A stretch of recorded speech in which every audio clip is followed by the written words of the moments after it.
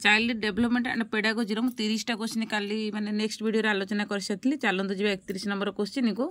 तो शिशुटी भयभीत बा क्रोधित होगा केउं लक्षण को सूचाई थे। शिशुटी भयभीत बा क्रोधित होगा केउं लक्षण को सूचाई थाए।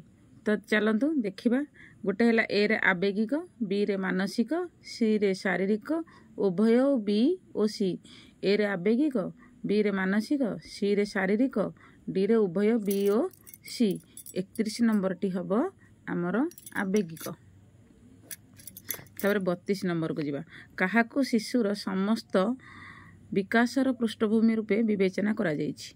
तो चलते जीटा क्वेश्चन मुझे आलोचना करुँच। आज तो लास्ट वीडियो करी वीडियो करी भावुची।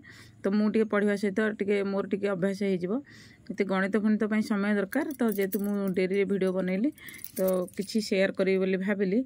नुआ चैनल खोली थी तो एमती बोली टे शेयर करदे। ए समय किसी वीडियो पर हेनी तो ये मुझे भाविली करदेवी।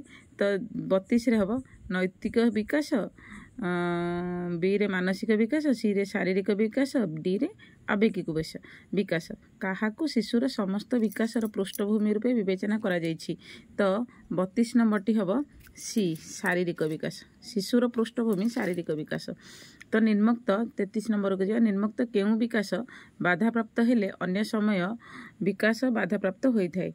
अन्य समस्त विकास बाधाप्राप्त निम्नक्त केउं विकास बाधाप्राप्त हेले अन्य समस्त विकास बाधाप्राप्त होता है। तो चलतु आंसर देखा। तो देखो मानसिक विकास, बौद्धिक विकास, शारीरिक विकास उभय ए ओ सी। तो चलतु देखा उभय ए ओ सी। तो ये हम 33 नंबर टी आमर देखो आप चेष्टा करूँ करने को ना शारीरिक विकास। जदि शारीरिक विकास गोटे छुआर बाधाप्राप्त होना अन्य समस्त विकास गुड़िक बाधाप्राप्त हो। 34 की जीवा। केते बयस शिशुटीर शारीरिक शरीर विभिन्न अंग प्रत्यंग जानी हुए। केते बयस शिशुटीर शरीर विभिन्न अंग प्रत्यंग जानी हुए।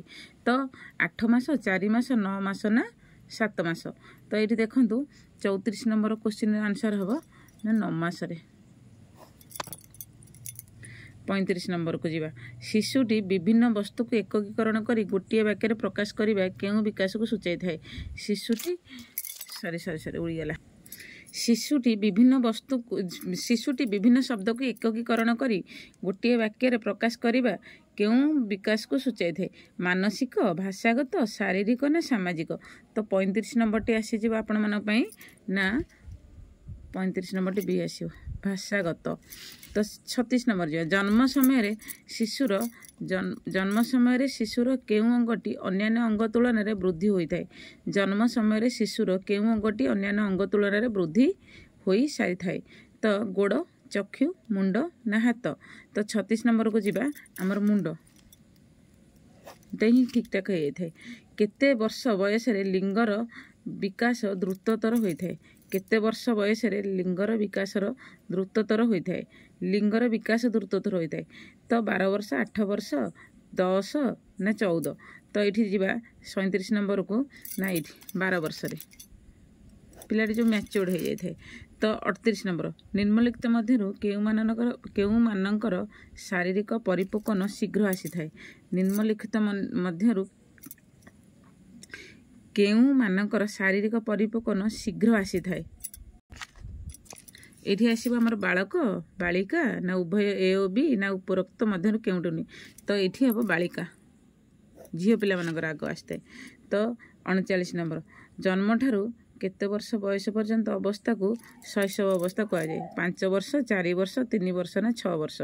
तो जन्म ठारू केते वर्ष बयस पर्यंत अवस्था को शैशव अवस्था कहुए। 5 वर्ष, 4 वर्ष, 3 वर्ष ना 6 वर्ष। तो 39 टा आसीबो ना सी 3 वर्ष शैशव अवस्था। अच्छा 40 नंबर को जीवा ना 3 वर्ष रु 6 वर्ष 3 वर्ष रु 6 वर्ष बयस पर्यंत अवस्था हेउछि शैशव अवस्था, आद्य बाल्य अवस्था, शेष बाल्य अवस्था ना प्राक कैशोर अवस्था। तो 40 नंबर टी आमर हम देखंतु आपन टे भाबंतु आद्य बाल्य अवस्था।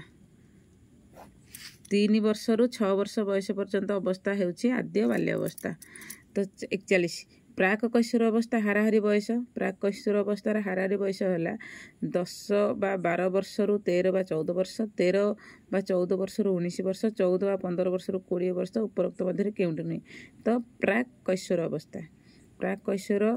अवस्थार हाराहारी बयस केते तो 41 नंबर टी हम 10 बा 12 वर्ष रु 13 बा 14 वर्ष बा 10 वर्ष रु 13 वर्ष कि 12 वर्ष रु 14 वर्ष करवा तो 42 नंबर जा केउं अवस्था पर शिशुटी कैशोर अवस्था पदार्पण करे तो शैशव अवस्था यौवन अवस्था बाल्य अवस्था ना पौढ़ अवस्था तो 42 नंबर टी आसो ना सीटा बाल्य अवस्था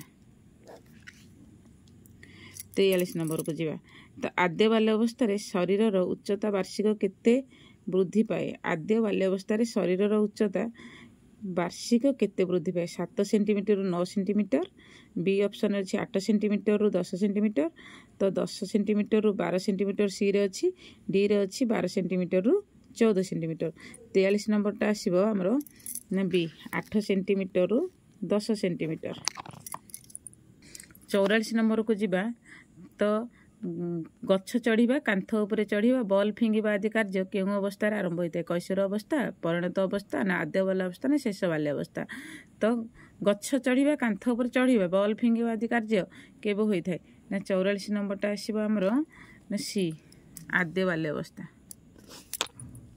45 नंबर शेष बाल्य अवस्था पिलामाने निम्नमुक्त मध्यरु केउं कार्य विशेष अग्रगति करिपारंती शेष बाल्य अवस्था पिलामाने निम्नमुक्त मध्यरु केउं कार्य विशेष अग्रगति करिपारंती पाहाच चढ़िबा चित्र आंकिबा लेखालेखी ना गच्छ चढ़िबा तो ए ना बी ना सी ना डी तो ए रे अछि पाहाच चढ़िबा बी रे चित्र आंकिबा सी रे लेखालेखी डी रे गच्छ चढ़िबा तो एठी आंसर टी हबो 45 नंबर रे सी लेखालेखी शेष बाल्य अवस्थार पिलामाने अच्छा 46 केउं अवस्था बालिका माने प्रसाधन बा टॉयलेट ट्रेनिंग संबंधी अभ्यास और दक्षता शीघ्र शिक्षा करती प्राक कैशोर अवस्था प्रांत बाल्य अवस्था ना आद्य बाल्य अवस्था ना उभय बी और सी तो केउं समय रे तो ये 46 नंबर टी आसीबो सी आद्य बाल्य अवस्था 47 नंबर जा पिलाटी लिंगभित्तिक साबालक हेबाकू केउं अवस्था आरंभ करथाय पिलाटी लिंगभित्तिक साबालक हेबाकू केउं अवस्था आरंभ करथाय तो ये ऑप्शन अच्छी आद्य बाल्य अवस्था कैशोर अवस्था ना प्राक कैशोर अवस्था ना प्रांत बाल्य अवस्था तो ये 47 नंबर टी आमर उत्तर आसीबो ना सी प्राक कैशोर अवस्था पिलाटी लिंगभित्तिक साबालक हेबाकू केउं अवस्था आरंभ होइतिला प्राक कैशोर अवस्था 48 पिलाटी समाज अन्य मानक सहित मिसी नीति नियम मानि अनुरूप आचरण प्रदर्शन करिबा तार केउं प्रकार विकास को सूचाए तो मानसिक शारीरिक ना सामाजिक ना आवेगिक 48 नंबर टी आसीबो हमरो सीटा सामाजिक विकास तापर 49 शैशव अवस्था पिलाटी प्रदर्शन करथिबा आचरण मध्यरु निम्नरे केउं आचरण प्रदर्शन करि न थाए तो कांदिबा हसिबा स्थिर दृष्टि निरीक्षण करिबा ना शरीर रूप छवि विषय सचेतन हेबा ए रे अछि कांदिबा बी रे हसिबा सी रे स्थिर दृष्टि रे निरीक्षण करिबा ना शरीर रूप छवि विषय सचेतन हेबा तो इठी 49 टा आसीबो 49 टी आसीबो डी शरीर रूप छवि विषय सचेतन हेबा तो 50 पिला मानकर दलगत मनोभावर विकास केउं अवस्था रे होइथाय पूर्व बाल्य अवस्था उत्तर बाल्य अवस्था प्राक कैशोर अवस्था ना पौढ़ अवस्था पिला मानकर दलगत मनोभावर विकास केउं अवस्था रे होइथाय तो 50 नंबर टी हम पई आसीबो ना सी प्राक कैशोर अवस्था तो आसीबो